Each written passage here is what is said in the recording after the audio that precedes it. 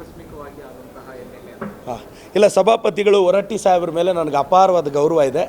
ಸಭಾಪತಿಗಳು ಮಾತಾಡ್ತಾ ಕೆಲವರು ಆಕಸ್ಮಿಕವಾಗಿ ಗೆಲ್ತಾರೆ ಅಂತೇಳಿದ್ದಾರೆ. ಸಭಾಪತಿಗಳೇ, ತುಂಬ ಗೌರವದಿಂದ ಹಿರಿಯರಿದ್ದೀರ ನೀವು.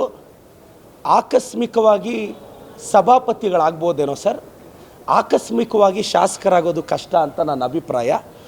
ಗೆದ್ದಿರೋರು, ವಿಧಾನ ಪರಿಷತ್ತಲ್ಲಿ ಗೆದ್ದಿರೋರು ಹಿಂಗೆ ಕೈ ಎತ್ತಿದ್ರೆ ಸಭಾಪತಿ ಎಲೆಕ್ಟ್ ಆಗ್ತಾರೆ. ಆದರೆ ಎಮ್.ಎಲ್.ಎ. ಆಗಬೇಕು ಅಂದರೆ 1,00,000 ಜನ ವೋಟ್ ಹಾಕಬೇಕು ಅನ್ನೋದು ನನ್ನ ಅಭಿಪ್ರಾಯ.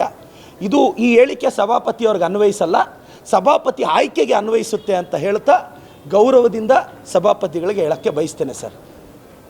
ಸರ್, ಇನ್ನೊಂದು KSPCC ಅವರು ವಯನಾಡಿಗೆ ಬನ್ನಿ ಅಂತ ವಯನಾಡು ಪರವಾಗಿ ಸರ್, ಖಂಡಿತವಾಗೂ ಈ ಮಾಹಿತಿಯ ಕೊರತೆ ಇದೆ ನನಗಿದ್ರ ಬಗ್ಗೆ ಐಡಿಯಾ ಇಲ್ಲ.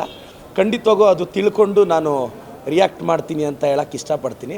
ಮತ್ತು ಇನ್ನೊಂದು, ನಮ್ಮ ಸ್ಪೀಕರ್ ಖಾದರ್ ಸಾಹೇಬ್ರ ಬಗ್ಗೆ ಇಲ್ಲ ಸಲ್ಲದ ಆರೋಪ ಮಾಡ್ತಿದ್ದಾರೆ. ನೋಡಿ, ನಮ್ಮ ಖಾದರ್ ಸಾಹೇಬರು ಪ್ರಾಮಾಣಿಕರಿದ್ದಾರೆ. ಯಾಕೆ ಸರ್ ಇಲ್ಲೇನಾಗ್ತಿದೆ, BJPಯವ್ರಿಗೆ ಎಲ್ಲಿ ಖಾದರ್ ಅವರು ಮಿನಿಸ್ಟರ್ ಆಗಿಬಿಡ್ತಾರೋ, ಮಿನಿಸ್ಟರ್ ಆಗಿಬಿಟ್ರೆ ಈಗಲೇ ಅವ್ರು ಸ್ಪೀಕರ್ ಆಗಿರೋದು BJPಯವ್ರಿಗೆ ಸಹಿಸ್ಕೊಳಕ್ಕಾಗ್ತಿಲ್ಲ.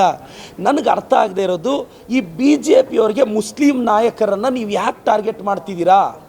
ಖಾದರ್ ಸಾಹೇಬ್ರ ಬಗ್ಗೆ ನಿಮ್ಮ ಹತ್ರ ಏನಾದರೂ ದಾಖಲೆ ಇದ್ದರೆ ಬಿಡುಗಡೆ ಮಾಡಿ. ಸುಮ್ಮನೆ ಖಾದರ್ ಸಾಹೇಬ್ರನ್ನ ಟಾರ್ಗೆಟ್ ಮಾಡ್ತೀರಾ, ಜಮೀರ್ ಸಾಹೇಬ್ರನ್ನ ಟಾರ್ಗೆಟ್ ಮಾಡ್ತೀರಾ? ದಯವಿಟ್ಟು ಖಾದರ್ ಅವ್ರ ಬಗ್ಗೆ ಬಂದಿರೋ ಆರೋಪಗಳು ಎಲ್ಲ ಸುಳ್ಳು. ಸುಮ್ಮನೆ BJPಯವರು ಅವ್ರು ಮಿನಿಸ್ಟರ್ ಆಗೋ ಟೈಮಲ್ಲಿ ಸುಮ್ಮನೆ ಅವ್ರಿಗೆ ಅಡ್ಡಗಾಲ ಆಗ್ತಾ ಇದ್ದಾರೆ ಅಂತ ಹೇಳೋಕ್ಕೆ ಇಷ್ಟಪಡ್ತೀನಿ ಸರ್.